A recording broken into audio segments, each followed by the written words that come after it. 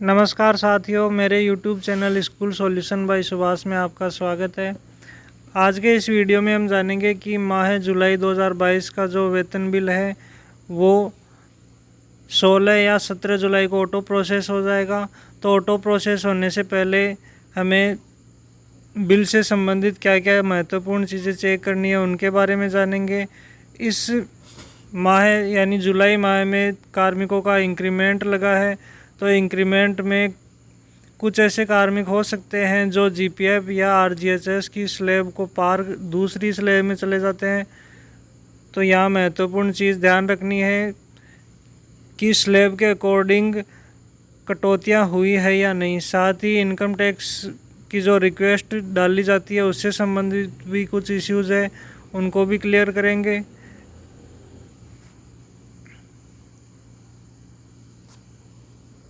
यहाँ आपको बता दूँ कि इंक्रीमेंट लगाने के बाद में सबसे पहले रिपोर्ट्स में जाकर, यहाँ डीडीओ रिपोर्ट्स में जाकर, आगे एम्प्लॉय रिपोर्ट्स में जाकर, और यहाँ आपको ऑप्शन मिलेगा इंक्रीमेंट रिपोर्ट। यहाँ से आप इंक्रीमेंट रिपोर्ट चेक करेंगे। चेक करने के बाद में देखना है कि जिन जिन कार्मिकों के इंक्रीमेंट लगनी है उनका नाम लिस्ट में है या नहीं। अगर कोई कार्मिक रह गया है तो उसके लिए आपको चेक करना है। सबसे पहले चेक करना है कि कार्मिक की जो इंक्रीमेंट डेट है, मास्टर डाटा में जाकर डिटेल में देखेंगे तो वहाँ इंक्रीमेंट डेट अगर 1/7/2022 है तब तो उसका इंक्रीमेंट लग जाएगा, लेकिन 1/7/2022 नहीं है, तब इस वजह से वो इंक्रीमेंट से रह गया है। तो वहाँ से कार्मिक के द्वारा आप रिक्वेस्ट डलवाए और उसको अप्रूव करके वहाँ इंक्रीमेंट डेट 1/7/2022 करवाए।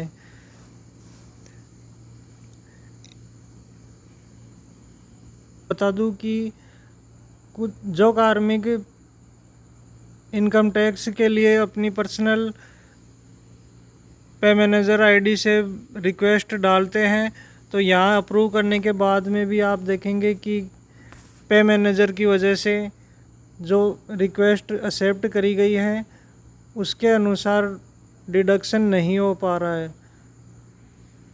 तो इसको आपको अच्छे से चेक करना है कि जो इनकम टैक्स की रिक्वेस्ट डाली गई है उसके अनुसार पे डिटेल में इनकम टैक्स कटा है या नहीं। अगर नहीं कटा है तो वहाँ पर मैन्युअली आपको जितना कार्मिक कटवाना चाहता है वो काटना है।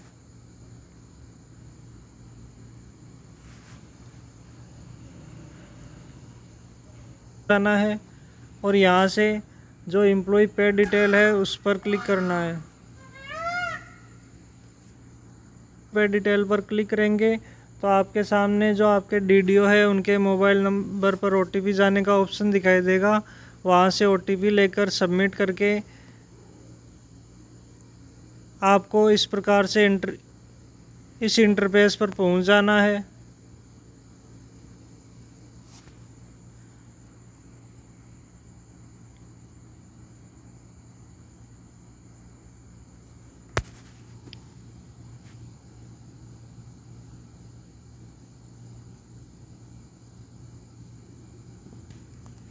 करने के बाद में आपके सामने इस प्रकार का इंटरफेस खुलेगा जिसमें मंथ सेलेक्ट कर लेना है। मंथ जुलाई सेलेक्ट करना है। इसके बाद में ईयर सेलेक्ट करनी है 2022, और जो भी आपका ग्रुप है वो ग्रुप सेलेक्ट कर लेना है। जैसे यहाँ ग्रुप सेलेक्ट करेंगे आपके सामने जो लेफ़्ट साइड में है यहाँ संबंधित ग्रुप से कार्मिकों की लिस्ट शो होने लग जाएगी। यहाँ आपको एक एक कार्मिक को सिलेक्ट करके जो इंक्रीमेंट रिपोर्ट निकाली थी उसके अनुसार बेसिक चेक कर लेनी है।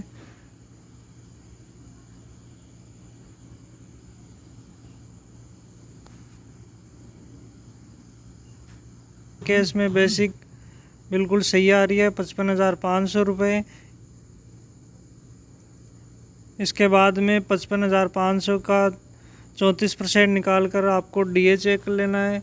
यहाँ सभी को एक एक करके चेक करना है, क्योंकि कभी कभी हो सकता है कि जो डीए है ये तो लगभग ऑटोमेटिक सही आता है, लेकिन जो HR है उसमें कभी कभार कम ज़्यादा हो सकता है, यानी कि जो इंक्रीमेंट लगा है वो इस HRA पर इफ़ेक्ट नहीं करता है। तो आपको यहाँ से, अगर HRA पर इफ़ेक्ट नहीं कर रहा है तो आपको यहाँ से एडिट वाले ऑप्शन पर क्लिक करके जितना HRA बन रहा है, अर्थात 55,500 का 9% के हिसाब से जितना बन रहा है वो एडिट करके यहाँ सबमिट करना है। तो यहाँ बेसिक को चेक करके DA चेक कर लेना है 34% और बेसिक के आधार पर HRA चेक कर लेना है। इसी के साथ डिडक्शन में जो चेक करना है वो है GPF 2004 या GPF और RGHS। अब यहाँ मेरे केस में ये जो कार्मिक है 55,500 वर्तमान में बेसिक हुई है इंक्रीमेंट के बाद में, लेकिन यहाँ जो RGHS है ये कटौती पहले की जो बेसिक है उसी के आधार पर है।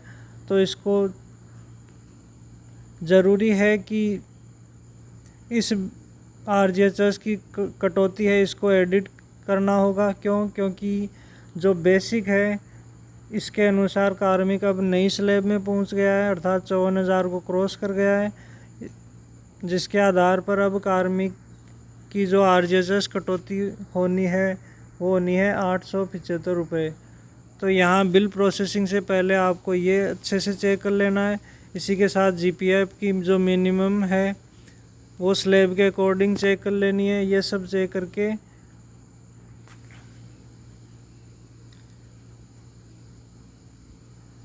अब जैसे RGHS की कटौती पहले 658 थी, लेकिन कार्मिक नई स्लैब के अनुसार अब RGHS की नई स्लैब में पहुंच गया है। तो यहाँ किस प्रकार से एडिट करना है, एडिट करने के लिए आपको एडिट वाले ऑप्शन पर क्लिक करना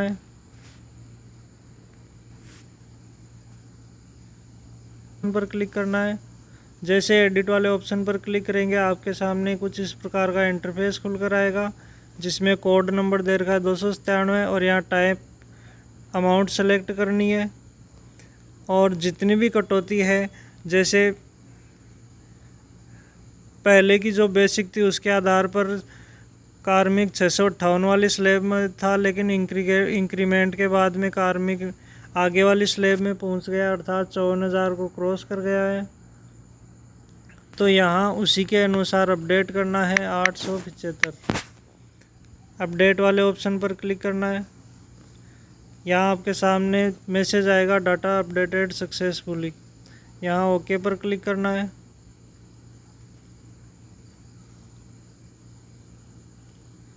अब आपको फिर से एक एक चीज़ को अच्छे से चेक कर लेना है कि जो बेसिक है वो इंक्रीमेंट के आधार पर सही है या नहीं, DA इसका 34% सही है या नहीं, और जो HRA है ये सही है या नहीं। इसी के साथ में जो GPF है वो नई स्लैब के अकॉर्डिंग है या नहीं। इसी के साथ जो RGHS है ये नई स्लैब के अनुसार है या नहीं। अगर नहीं है तो यहाँ एडिट वाले ऑप्शन पर क्लिक करके नई स्लैब का जो अमाउंट है वो एंटर कर दे। इसी के साथ में आपको बता दूं कि जब कार्मिक इनकम टैक्स की रिक्वेस्ट डालता है और DDO के द्वारा अप्रूव करने के बाद में भी अप्रूव तो हो जाता है, लेकिन यहाँ पर डिडक्शन में वो अप्रूव होने के बाद में भी नहीं आता। ये 2-3 महीनों से पे मैनेजर की समस्या चल रही है। तो इसको अच्छे से चेक कर लेना है कि कार्मिक की रिक्वेस्ट डालकर अप्रूव करने के बाद भी अगर यहाँ इनकम टैक्स नहीं आ रहा है तो आपको ऐड डिडक्शन में जाकर वहाँ पे इनकम टैक्स ऐड कर देना है।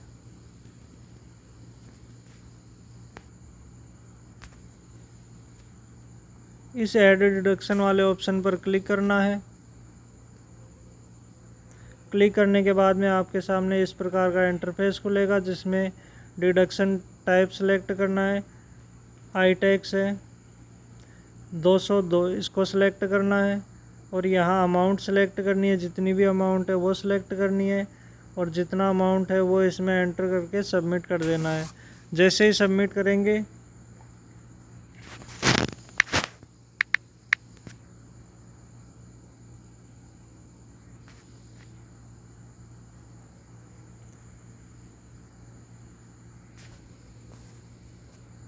सबमिट करेंगे। आपके सामने डाटा एडेड सक्सेसफुली का मैसेज आ जाएगा और फिर कुछ इस प्रकार का इंटरफेस खुलेगा। यहाँ आपको एग्ज़िट वाले बटन पर क्लिक करना है।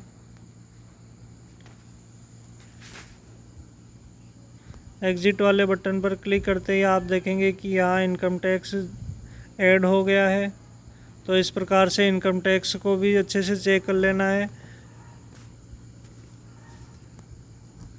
इसी प्रकार से बारी बारी से सभी कार्मिकों की या जितने भी ग्रुप हेड है, उनके आधार पर सभी कार्मिकों की बेसिक चेक कर लेनी है, डीए चेक कर लेना है, एचआरए चेक कर लेना है। टैक्स से संबंधित जो इश्यू था वो मैंने बता दिया है किस प्रकार से करना है। और जीपीएफ और आरजीएचएस की कटौतियों को अच्छे से चेक कर लेना है नई बेसिक के आधार पर। इस प्रकार से आज के वीडियो में बस इतना ही था। थैंक यू, धन्यवाद।